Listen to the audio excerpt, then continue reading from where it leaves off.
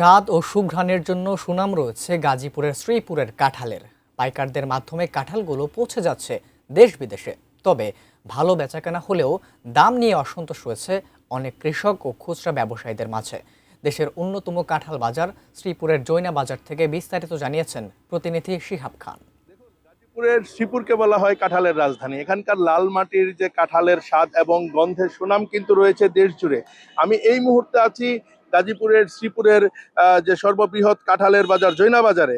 GI পণ্য হিসেবে স্বীকৃতি পাওয়া গাজীপুরের শ্রীপুরের যে এই শ্রীপুর উপজেলায় কাঁঠাল চাষ হয়েছে 2950 হেক্টর জমিতে, যা থেকে 60,000 মেট্রিক টন কাঁঠাল উৎপাদন হয়েছে। কাঁঠালের মৌসুম ঘিরে জমে উঠেছে এখানকার অন্যতম বৃহৎ কাঁচা কাঁঠালের হাট। উপজেলার জৈনা বাজার থেকে প্রতি সপ্তাহে প্রায় অর্ধ কোটি টাকার কাঁঠাল যাচ্ছে দেশের বিভিন্ন জেলায়, রপ্তানি কিন্তু হচ্ছে বিদেশেও।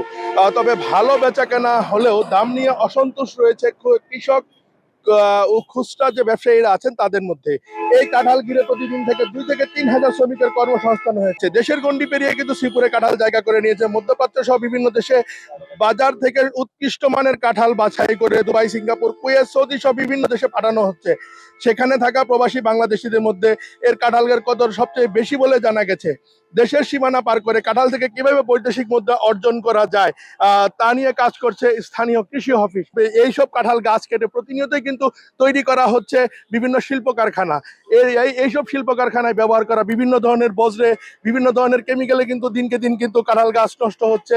এই কাঁঠাল গাছ কেটে নির্মাণ করা হচ্ছে শিল্প প্রতিষ্ঠান, নির্মাণ করা হচ্ছে বসত বাড়ি।